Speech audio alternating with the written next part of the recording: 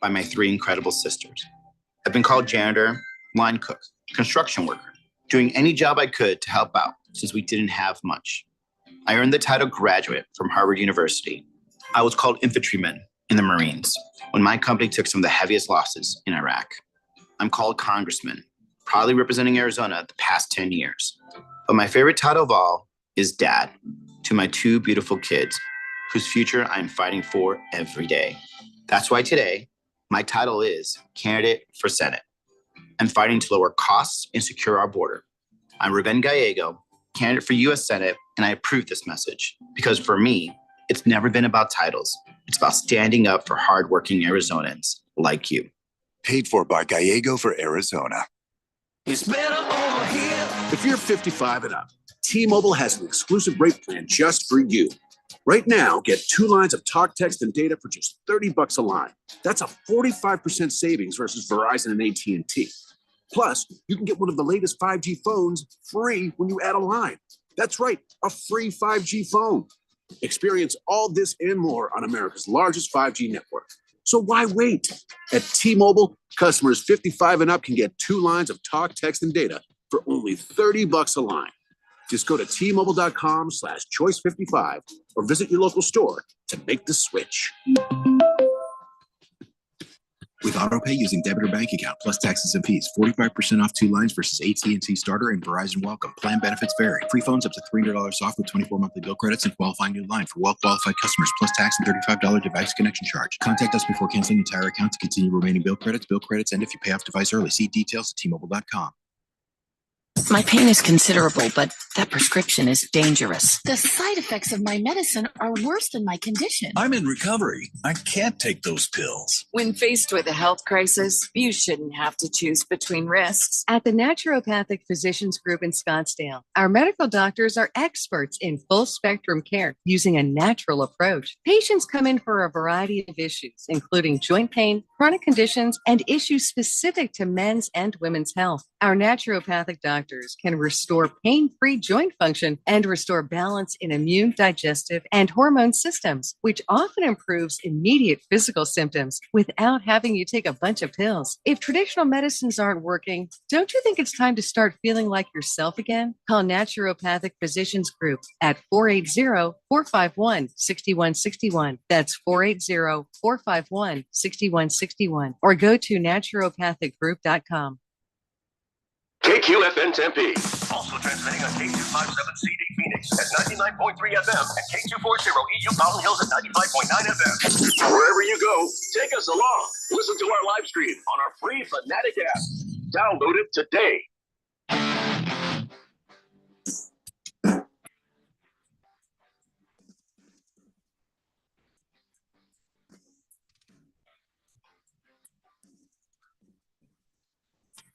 And here we go. It's Wednesday. And that puts us in the middle of the week, which puts us a game away from the NFL week number 7. It also puts us one step closer to the beginning of the NBA. A lot of things to get to today, mostly those things that I just mentioned. I'm Keon Rose. Alongside me is our betting expert, Dylan Cohen. And this is 1580 The Fanatic. We're broadcasting live from the Sunny Studios, Harmon Solar Studios in Uptown Scottsdale. And on the text line, that's where you are, 888-368-1580. That's how you join us. Tell us about the bets that you're making. Are they working for you? Are they not? We had a nice story yesterday about a parlay from Niner-Napolis that he had to sweat out, but he did get the bet. That's the kind of stuff we like to hear. But also if you just have sports thoughts, opinions, an argument, whatever it is, we'd love to hear it right here on the show. And before we get to any and all of those things, Dylan, who powers the show? We are sponsored by Sport Trade. Make sure you search Sport Trade in your app store, download the app, get your account set up, use promo code 1580 to take advantage of the 10% cashback promotion for new signups. And you're not going to want to miss out on the live betting through Sport Trade. They will accept your wagers instantly. No spinny wheels, higher payouts, no limits. There's just so much benefits here. Really not many drawbacks. You got to check out Sport Trade if you haven't already.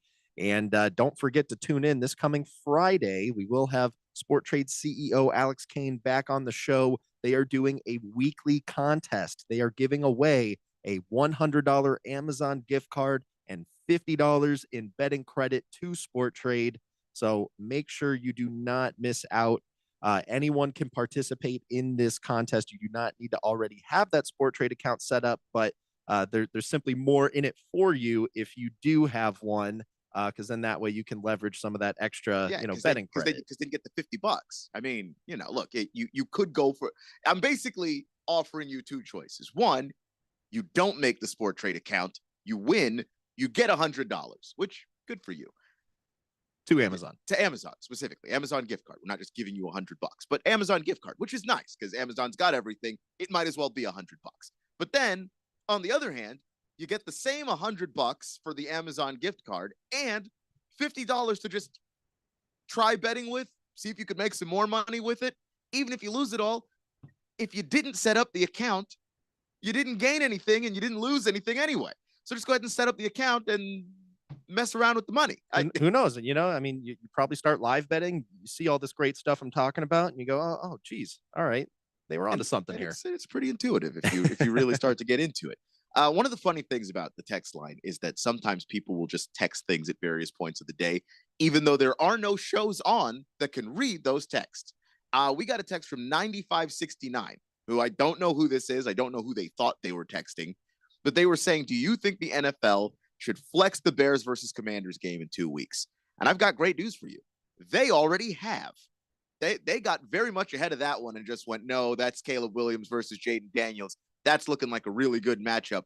I think we need to have that one in prime time." So that will be the Sunday Night Football game for week 8. Okay, so because I remember you and I actually talked about this like literally like a week or two ago, and at the time we were like, it was Ravens Commanders, and CBS had that game, and NBC was not able to convince them to do that because it wasn't just no, it was hell no.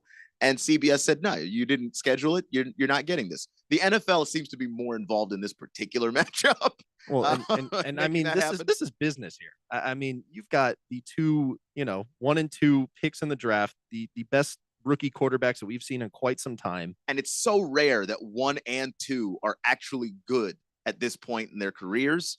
You've got to take advantage of this. Well, really, really glad to hear that. Excited to see that matchup down the road. And yesterday was a little bit of a quiet day in sports. There were still things going on. There was the American League Championship Series. Yankees were able to take a 2-0 lead in the series. They won last night 6-3. Aaron Judge got his first home run of the postseason. I saw that was like the heaviest wagered player prop bet in that game on DraftKings yesterday. Yeah. So they took a hit. And probably they've probably made some money on it just because people bet Judge probably this entire postseason. Oh, absolutely. And then it finally happens because it had to eventually. Well, and it's kind of like same thing with Shohei. And Shohei got his like early on. I think if it wasn't that first game, it was like the second game of his playoffs. He got it. But I mean, those are two guys where you just can't feel bad about making that bet. I mean, they are hitting home runs at a much higher rate than just about anyone else. They're a legitimate threat. It doesn't matter who the pitcher is. So if you happen to bet that yesterday, congratulations. I was on that personally. I didn't actually post any picks yesterday just because, it was a quiet day. There wasn't a whole lot going on, but there are 10 new picks posted for today. So make sure you check out the Beat the Book website. If you don't follow me on Instagram already, that's one way that you can get there. The account is at Beat the Book Fanatic, all spelled out. Just click the link in the bio. That'll take you right to the site where the picks get posted. You can also visit 1580thefanatic.com. Click on the Beat the Book with Dylan Cohen logo, and that'll take you right to the same place. So that way you can see what I am looking to bet on for today. And we will get into the actual picks themselves a little bit later on in the show. But today is a much better slate than yesterday. We've got game 3 of the NLCS between the Dodgers and the Mets. So that's been a pretty exciting series so far. Definitely like the Mets' chances going back home. And we've had a couple of explosive games from each team, which makes this series much weirder for game 3 because you don't know which version of each team is going to show up. And the Mets also have this they're very hot and cold. Either they're scoring a bunch of runs or they're not really scoring. And you never seem to have one of those games where the Mets are close and they're in it and they grind it out. They usually just, it's over before it starts, or they are blowing the doors off of your team. There's just not a middle to the way that they play, which makes this, I think it's just great drama. Well, and it's almost kind of like instant gratification, when it works out that way. And at least, if you're on the side of, I think the Mets are going to do really well. And then you get that leadoff Francisco Lindor home run. Then you can feel really good about that usually. Exactly. Yeah, exactly. So that's what we're, that's what we're going to be counting on for that game tonight. We also have game 3 of the New York Liberty and the Minnesota Lynx in the WNBA finals. And that's been a pretty compelling series so far.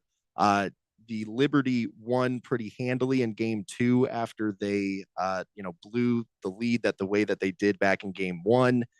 So this should be a pretty great matchup going back to Minnesota.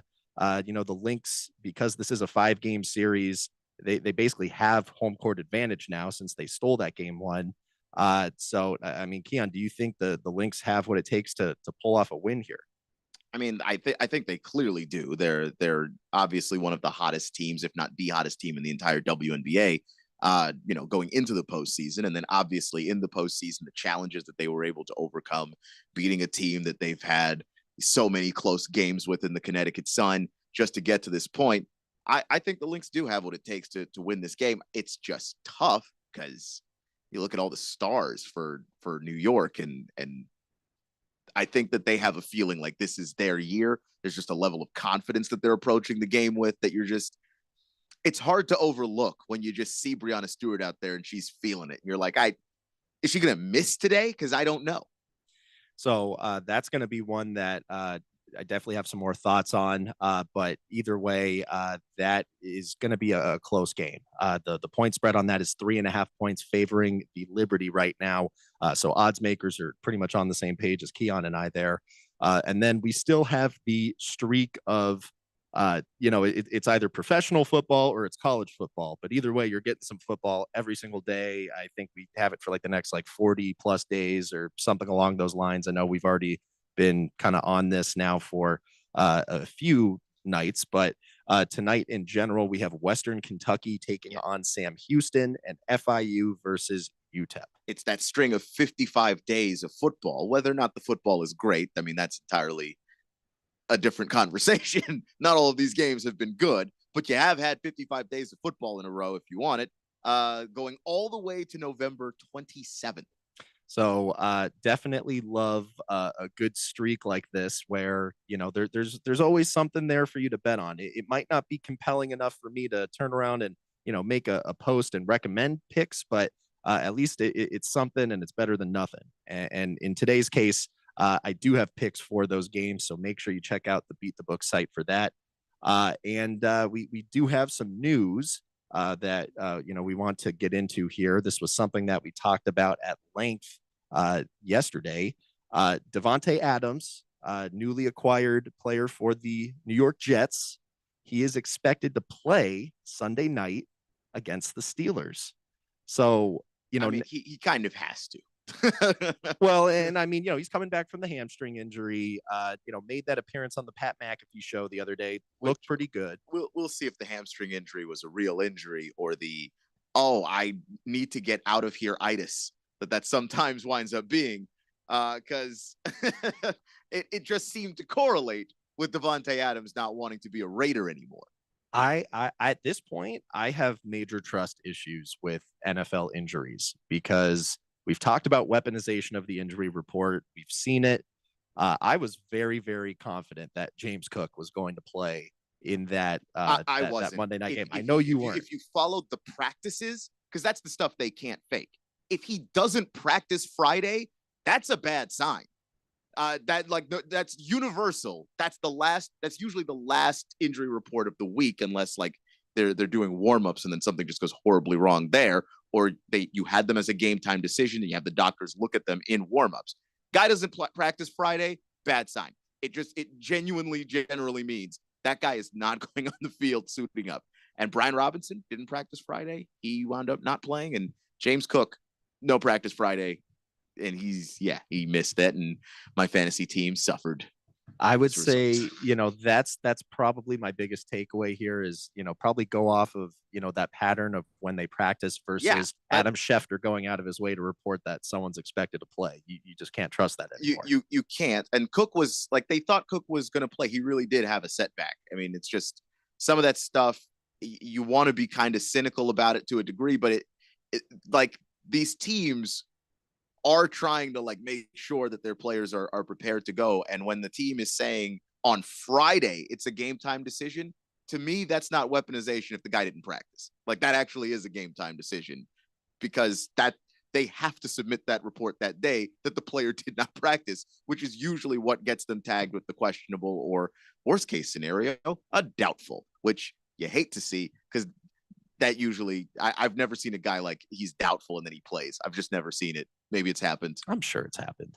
Yeah, I've just never witnessed it with my own two eyes. The questionable, I'm okay with. Well, going back to this specific matchup, this is the Sunday night game. So, if you're looking at the betting market right now and trying to kind of forecast, what the strategy is going to be for this one, as far as the player props go, we're going to have to wait until we're a bit closer to game time. I definitely have some thoughts on that. At the current moment on FanDuel, the Jets are the money line favorite at -134. They are a 1.5 point favorite on the spread. And I'm very eager to do player props on this game because I'm just thinking about, how does Davante Adams coming in impact the other guys on the field? And Keon, you raised a pretty good point to me when we were talking about this before. I mean, I was kind of looking at this as like X's and O's. Okay, Mike Williams is probably the odd man out here. And he's already been a pretty good unders play. If you're going to take his unders on receptions or yards, that was something that hit pretty easily last game. So naturally, that's kind of where my head went. But Keon, how do you see Davante Adams potentially impacting the locker room? Are there other players that are happy to see him come? Are they upset? Does that impact the way that they might play? Does it impact the strategy? I do think that there are some guys that are not going to be thrilled to see Davante Adams. And my first thought was Garrett Wilson, like right off the bat, just because Garrett is the guy that gets the lion's share of the targets from Aaron Rodgers. They have a connection. And one of the things that Garrett Wilson could hang his hat on when it comes to putting himself in a good position to get paid, because he's still on a rookie deal and he would like to get paid when it's his turn. One of the things that was really good for him was to be able to say, look, I'm the only guy that Aaron Rodgers trusts in this offense. Now, you're not the only guy that Aaron Rodgers trusts in this offense. You're actually probably going to be overshadowed by a guy he trusts more. Now, it could work out that having Davante Adams means that Garrett Wilson gets a little bit more freedom. He doesn't get the tougher matchups. He doesn't necessarily get double teamed, and maybe that could work in his favor that way. But if it results in less targets, and those less targets result in less yards, less chances at touchdowns, I think that we could see Garrett Wilson get a little disgruntled. And, we had the 90s era of diva wide receivers, Andre Rison and Michael Irvin and, Keyshawn Johnson and all of those guys. We could see that make a comeback in New York if either Davante or Garrett winds up being the underutilized guy in that offense. So I just happened to go on to DraftKings here, and DraftKings fortunately does have some player props listed right now. We don't have the full receiver numbers yet, but if you're thinking about, passing yards for a guy like Aaron Rodgers, who's coming off a 294 passing yard performance, without Davante Adams on the field. Yes, he is playing the Steelers, notoriously, defensive-minded team. His current over-under on passing yards on DraftKings is at 234.5. There's a part of me that is leaning towards the over. Just seeing this kind of excitement, that's going to come out on the field, at least between Davante Adams and Aaron Rodgers. I'm expecting the two of them just individually to be a lot more motivated than normal to, come out and show everyone that this was, something that needed to happen. Yeah, I mean, Rodgers is obviously going to be motivated, but for Davante, I mean, Davante is just glad to no longer be a Raider. He got on a red-eye flight to New York before the deal was even done. He just wanted to be out of there so bad. So you're leaving a burning house. You're excited to leave the burning house. I think we're going to see that from Davante Adams. He's going to play like that. I just don't know how that impacts the rest of this offense and what that does to the other receivers who were out there. Mike Williams probably, we never see him again. I mean, once Aaron Rodgers doesn't like you, if he doesn't have to throw the ball to you, it's not coming. And obviously, Aaron Rodgers throws you under the bus after a primetime game. I think it's fair to say he doesn't like you very much. So I just want to keep an eye on some of these other Jets receivers and maybe even the run game too, because maybe the run game benefits actually as a result of you have to respect Adams, you have to respect Garrett Wilson, and now you're not loading up the box with 8 guys. Maybe Breece Hall has a little room to operate finally. Well, and there are Breece Hall rushing props available on DraftKings. So, if that's kind of the angle that you're leaning towards, you can go ahead and start to bet on that. His line on rushing yards is sitting at 61.5 over under. But I mean, you also have to keep in mind, I mean, it is the Steelers and they are playing, I believe, on the road in that matchup. So that is, it's not the easiest environment to go into to try and get a win, particularly when you just booted your head coach, out of the building. Yeah. Who, let's just play devil's advocate and say that maybe there's some people in the locker room that aren't very excited about this trade that just happened. Your head coach is your guy that manages, relationships and players and their expectations and what their roles are on the team. And now you've had this big shakeup where you got rid of, your guy who was mainly responsible for that. So, if you want to delegate those things to Aaron Rodgers and you want Aaron Rodgers to be the guy that is managing, how other players feel about Davante coming in and, now he's going to be taking over some production. Some other guys are going to be sacrificing so that way he can stand out. It just doesn't totally feel like a recipe for success. I mean, maybe I'm missing something here. It's not. Aaron Rodgers, who is notoriously estranged from the rest of his entire family, is the guy that's going to have to settle down your locker room, manage egos. No, this is a disaster. That is a disaster waiting to happen. I don't know when it's going to blow up. It could blow up next week. It could blow up if they make the playoffs. But at some point, there needs to be a leader in the locker room that actually galvanizes everybody, pulls everybody together.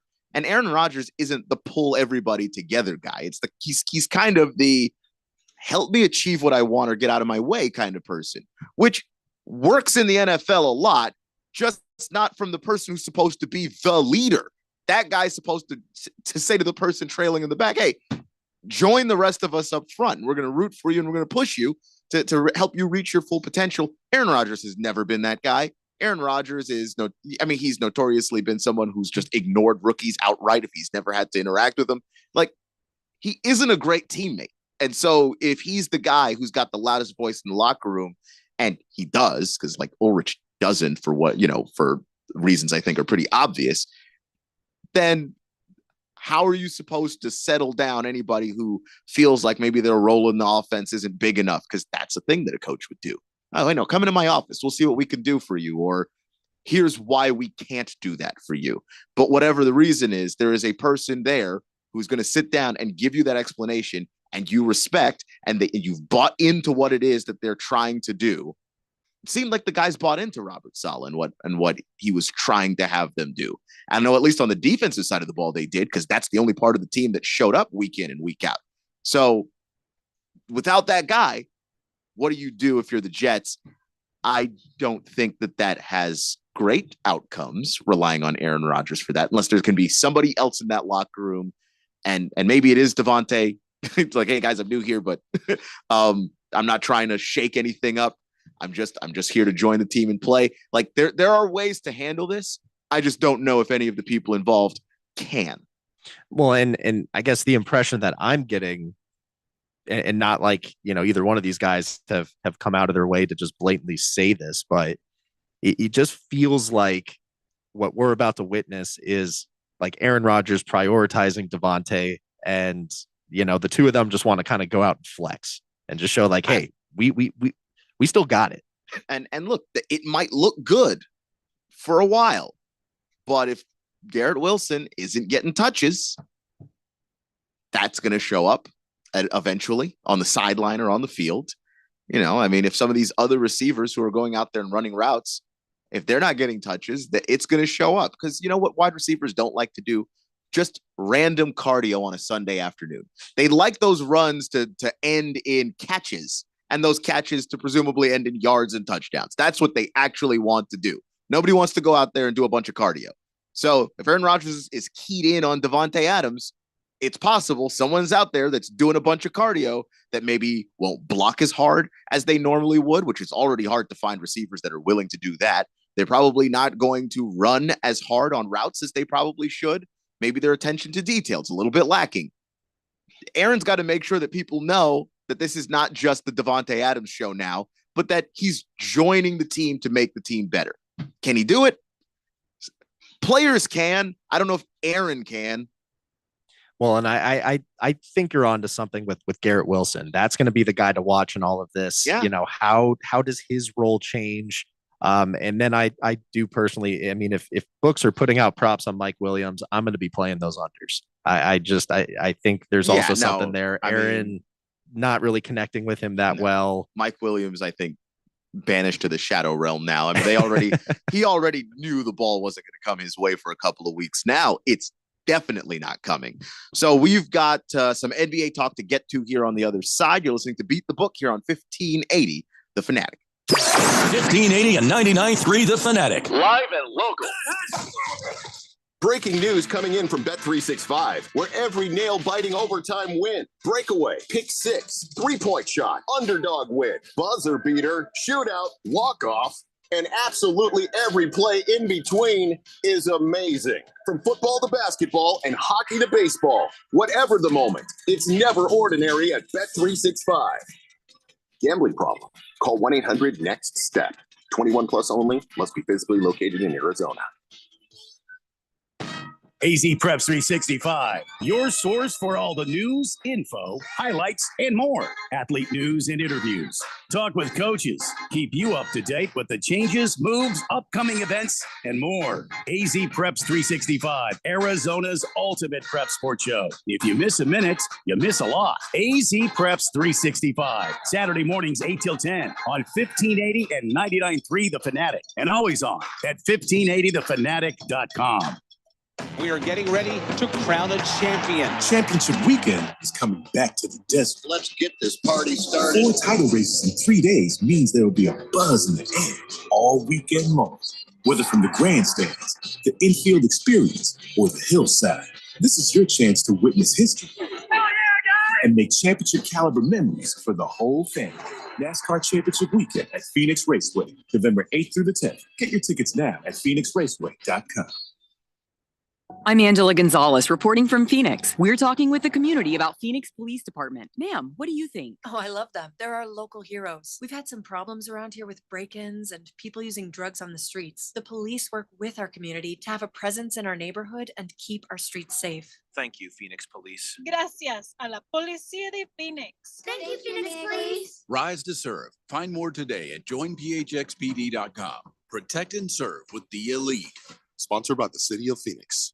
Direct savings and client focus, the cornerstones of the Diamond Dave philosophy. Hi, I'm Diamond Dave Cantor. My team and I at Desert Wholesale Diamond can be your trusted friends with an inside scoop on the diamond world. Just like they are to thousands of people around the world. And just like we have been for over 34 years. At Diamond Dave's, it's all about the diamonds and the savings, not paying for high-end retail locations or the overhead of a mall. You stand to save big time with our by appointment professional office approach combined with direct importing. When you choose Diamond Dave's, you choose huge savings, top quality, and excellent service. Call, email, or message us for an in-person appointment. Or sit back and relax for free FedEx shipping anywhere in the USA. Call Diamond Dave at 480-397-2450. That's 480-397-2450. Or follow him on Instagram at Diamond Dave Cantor. That's at Diamond Dave, Kantor. It's the sound of the fight songs, the excitement of the rivalries. It's the unbelievable upsets. It's the Heisman hopefuls. It's the national rankings. College football is coming. Listen for it on 1580 and 99.3, The Fanatic.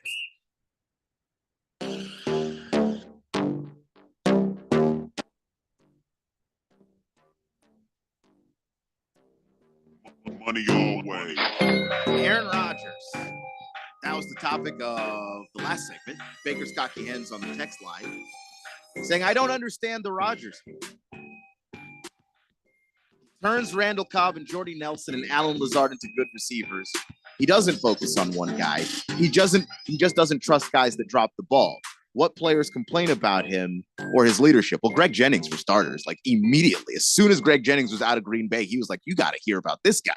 Now, I do take what Greg Jennings says with a grain of salt. He clearly has an axe to grind, against Aaron Rodgers, but Aaron Rodgers has a tendency to throw to his guys. There's a reason why when Aaron Rodgers was, in Green Bay, he was so pissed off that Jordy Nelson ended up leaving. A lot of that had to do with what was out of his control, kind of out of Jordy's control. But it's like the connection with him and other receivers, he does spread the ball around, but that trust needs to be built first. So yeah, if you drop the ball, he's not going to throw the ball to you, but he's also the person who, when you drop the ball, even if it was his fault, because Aaron Rodgers is not a perfect quarterback. He doesn't make a perfect throw every time. Even when it's his fault, it's your fault. And that's something that I personally don't like. I'm not saying that Aaron Rodgers is going to stand there and throw the ball to Davante Adams and only Davante Adams. But you can't not have Davante Adams and not take some touches away from Garrett Wilson, who's not going to feel great about it if that's not 50-50, but it's 60-40 Adams. It's 70-30 Adams. Like, at what point does Garrett Wilson go, I was the guy on this team? Because you also have to take into account wide receiver psyches. These guys are divas. There's a reason why there are so many of them. If I say wide receiver diva, you're thinking of somebody right now. I don't know who it is, but you're thinking of somebody right now. Terrell Owens popped into my head. So all I'm saying is that's a position where you don't even have to be that bad to make a guy mad. Look at Stephon Diggs. He's in Houston. Why? Because he's a wide receiver and he's a diva. And even though he was the focal point of that wide receiver core, he still wasn't happy. So does Davante Adams come in and upset the apple cart? And how does Aaron Rodgers as a teammate deal with that? Aaron Rodgers, I think, is a garbage teammate. And that's my Aaron Rodgers hate. The quarterback stuff, the guy's a great quarterback. Well, and also too, like, we're just talking about this specific game that's going to be played on Sunday. So, there's timing that goes into it. I mean, you have less than a week to prepare for this. Over the course of the rest of the season, are they going to iron out some new game plan? And is the distribution of the passes going to probably even out? Of course. But there's just a lot of, excitement and a lot of emotion that, Rodgers and Davante Adams haven't been able to play a game with each other in a long time.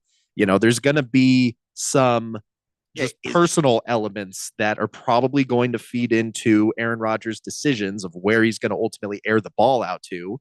And I would imagine Davante is going to have just a little bit extra pep in his step, getting on the field, prime time, Sunday night. You have a chance to just showcase to the nation that has been, pretty ruthless, about the Jets and just about this whole ordeal. Yeah, well, because they're the Jets. You're a New York-based team, so you're under a microscope that very few teams are under. So when things maybe start to crack in New York with the Jets, we focus on it in a way that we don't focus on it when it's the Packers, for instance. Green Bay, it's a small market, small town. It's just a different mindset. When things fall apart in Jacksonville, they have to basically be completely on fire before we start paying attention to Jacksonville, because it's Jacksonville. We're just not paying that close attention. Urban Meyer was a gigantic creep the entire season, and we only really got the story where he was like publicly and visually and recorded creeping on some girl in a bar. So, Well, in a big element of this too is just that the Jets rightfully are being criticized by trying to improve their team through adding another wide receiver. Yeah. Like that's also the core of it as well. Granted, this person is someone that is close with Aaron Rodgers, that has had success with Aaron Rodgers in the past. And is an all pro. I mean, Davante Adams with any great quarterback would be great. I don't think that you can say that Aaron Rodgers made Davante Adams in this particular case, but you're adding a guy that I don't think necessarily helps the team, and all he really does is take away from the other options that are out there. Like if I'm in a car and my car is missing air conditioning, okay, and you go and buy me another tire, cool, but now my car still doesn't have air conditioning. Like, I'm burning to death. That is what's actually happening. I already had 4 tires. The car drives fine. I needed the AC fixed. And I think that that's what the Jets did with the Davante Adams trade. They have issues. They do have problems. And Davante Adams, like, it's nice to have another receiver, but their problems weren't the receivers. They missed 2 field goals. They had a defense that has been closing people out and an offense that can't start games to save its life, an offensive line that doesn't really function. And then you went out and you got another tire for a car that already has 4. That's all. So, I mean, we'll just have to see how that plays out. And, as we get closer to that game, hopefully the rest of those player props come out. We can really start, trying to map out, what the betting angle is going to be for that one. But let's jump over to the NBA here. We were able to speak yesterday a bit about the Suns, a bit about, who we're thinking, as far as MVP candidates go. These are still futures markets that you have the opportunity to bet on before the season kicks off this coming Tuesday. And something that Keon and I started talking about a little bit after the show yesterday, and we think this is a pretty interesting conversation that we're not hearing a lot about right now, but it's definitely going to kick up as the season goes on. This coming NBA season is interesting because it's a year where there's another generational prospect that is out there that, we know very well is going to be drafted into the NBA next year. And he will be the number 1 pick, barring some crazy, unforeseen circumstance. And who I'm talking about here is Cooper Flagg, who is currently with Duke University. He's going to be playing 1 year of college basketball for Duke. And then he is very largely expected to, choose to go pro and go into the draft. And as long as he, does that, he is widely expected to be the number 1 pick. And it's rare in that you kind of already know this far ahead that this is the trajectory of a top prospect.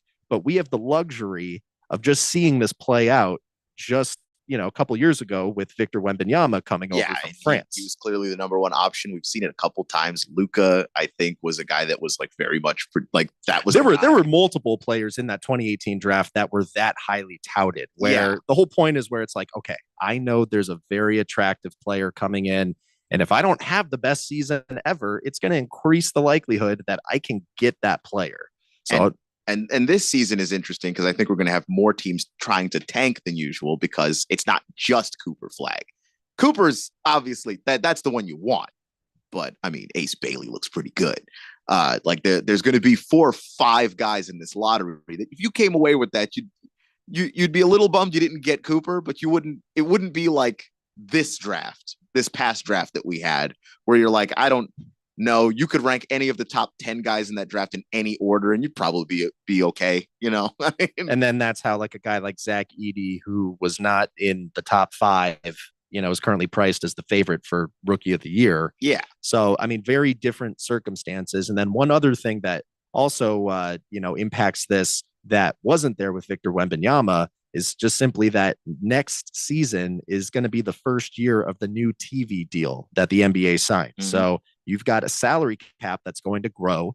You've got very attractive talent coming in. And for a lot of teams, it's the right time to essentially, wipe the slate clean, get, bad contracts off your books, have a bad season so that you can put yourself in a position to get a higher draft pick And then, hopefully with a little luck in the lottery, you end up getting that top pick, and then you can go out there and you can get Cooper Flagg. And for anyone that's listening that hasn't heard about Cooper Flagg at this point, just know this. Team USA brought Cooper Flagg in their preparation for the Olympics this past summer. And there's video. You can look this up. Cooper Flagg went through essentially like a training camp with Team USA. He was there as like a scrimmage, body. He was on the scout team, basically. Right. Yeah. And to be, I believe he's 18 years old. I'm gonna just double check this I think he is, but the thing with Cooper is no, he's 17. He's 17. I wanted to make sure. So your case is actually stronger now. Yeah. Go on. So to be a 17-year-old and to have never played a single game in college basketball yet, but you've shown so much promise, so much talent, that you're being asked to go play against Team USA to help prepare them for the international competition that they're going to go out and face. I mean, that just speaks volumes. And he also played well. He wasn't just there. Like, he played really well against Team USA. He was on the Team USA select team. That's their scout team. They have other NBA guys on that team. They also have some other college guys there too, but they've got NBA guys on that team, and he was the best one, and it wasn't close. And I mean, there's been other guys where, back when they were 17 years old, there wasn't necessarily social media. It wasn't getting broadcasted the same way. I mean, it's not the first time that there's some legendary LeBron games you've only heard of. Exactly. Yeah. I mean, there's stories coming out of LeBron as a 17-year-old getting into scrimmages, having a chance to play in a game against MJ. I mean, these kinds of things do happen behind the scenes. But Cooper Flagg has already been in the spotlight for a while. I'm sure he's going to have a nice, profitable NIL experience at Duke. It pales in comparison to the money that's waiting for him at the NBA level.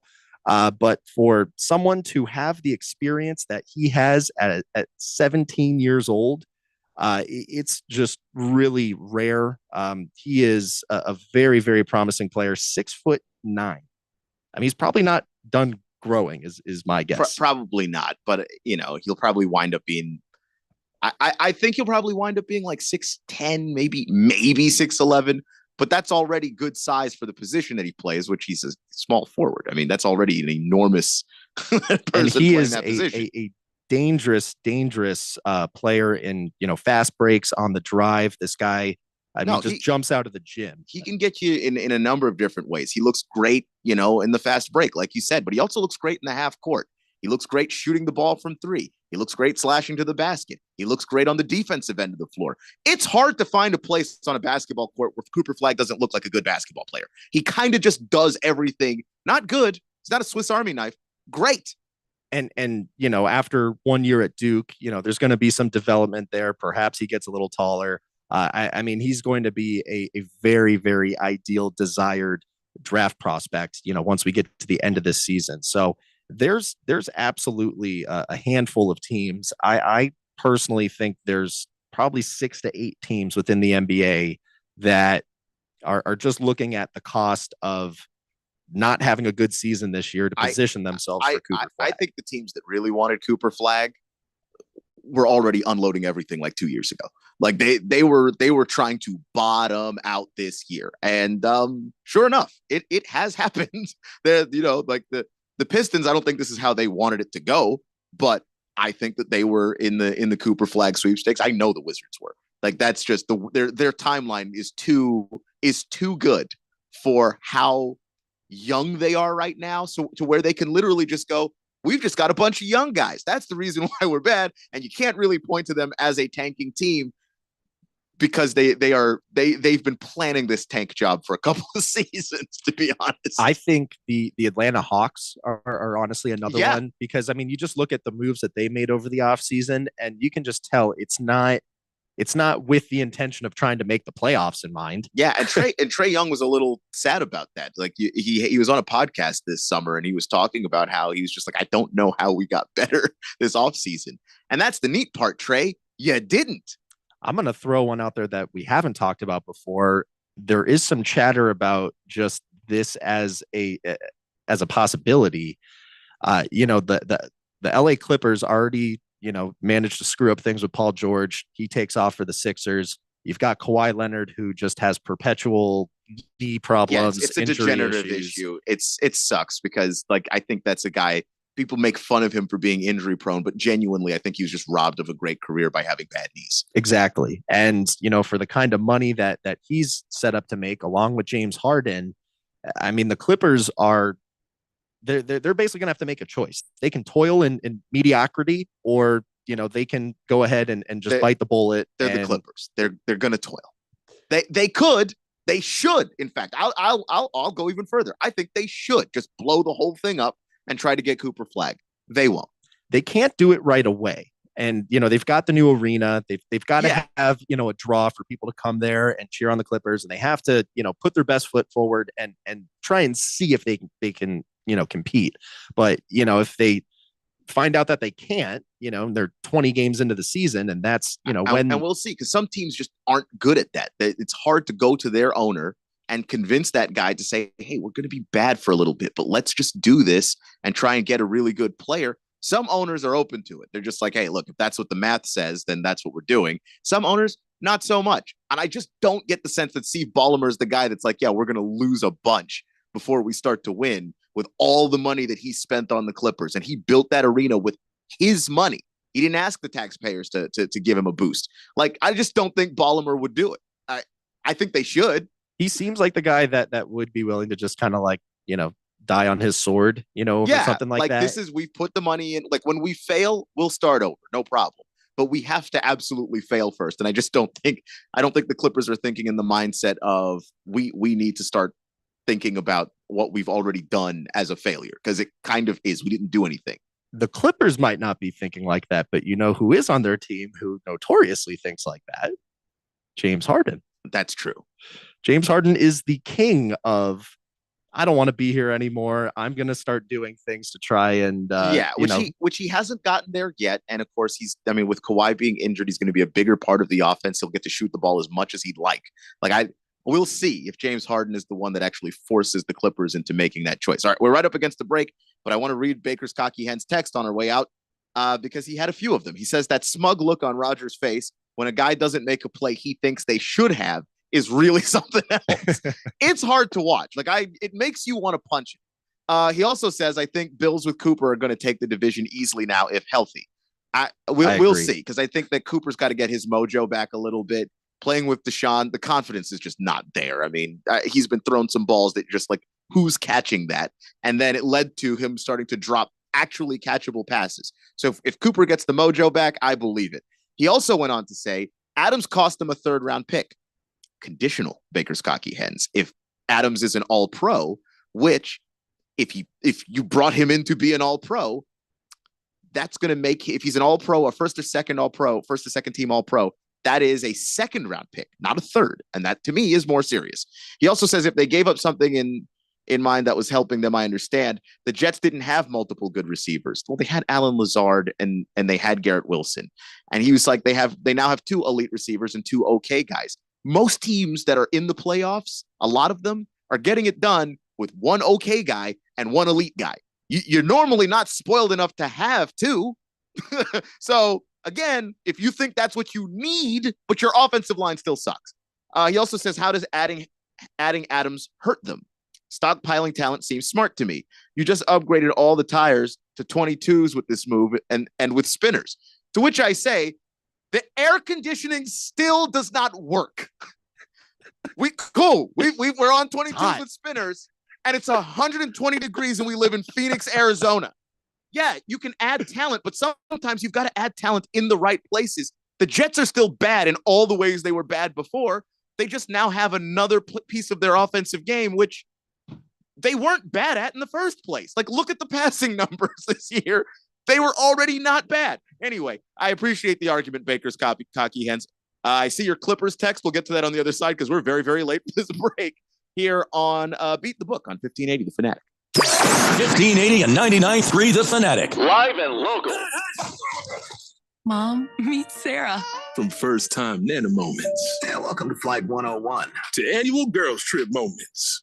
Your can't miss moments are worth protecting against RSV. If you're 75 or older or 60 plus with a chronic condition like asthma, COPD, heart disease, or diabetes, you're at higher risk of being hospitalized from RSV. And there are no prescription RSV treatments. Check eligibility and schedule your RSV vaccine at vaxassist.com. So where should we go next? Sponsored by Pfizer.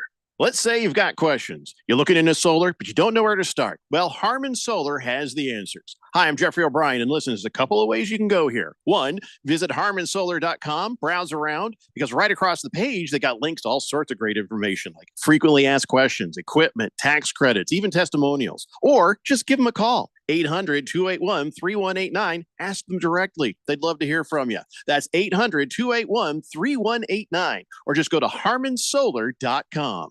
In most countries of the world, Porte means door. United Porte Custom Doors, located in the Scottsdale Airport Design District, is now open with over 40,000 European doors, all in stock, ready for delivery, and at wholesale prices. Designers, contractors, builders, and yes, you. Come see our showroom on Greenway Hayden Loop. That's United Porte, Porte. Stop by to see and feel the quality at United Porte Custom Doors. Find us at uporte.com. That's uporte.com. It's fall football season, and Kasai Japanese Steakhouse is doubling down. Now with 2 Valley locations.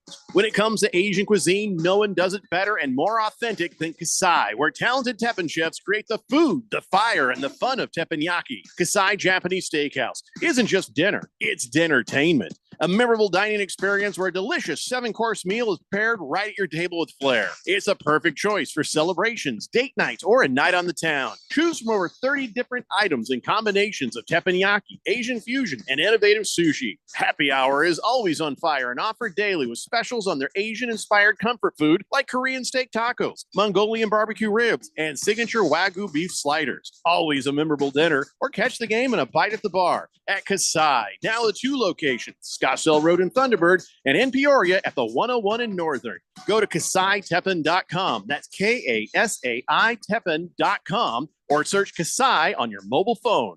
We are getting ready to crown a champion. Championship weekend is coming back to the desert. Let's get this party started. 4 title races in 3 days means there will be a buzz in the air all weekend long. Whether from the grandstands, the infield experience, or the hillside, this is your chance to witness history and make championship caliber memories for the whole family. NASCAR Championship Weekend at Phoenix Raceway, November 8th through the 10th. Get your tickets now at phoenixraceway.com. 1580 The Fanatic and at 1580thefanatic.com. Your home for sports.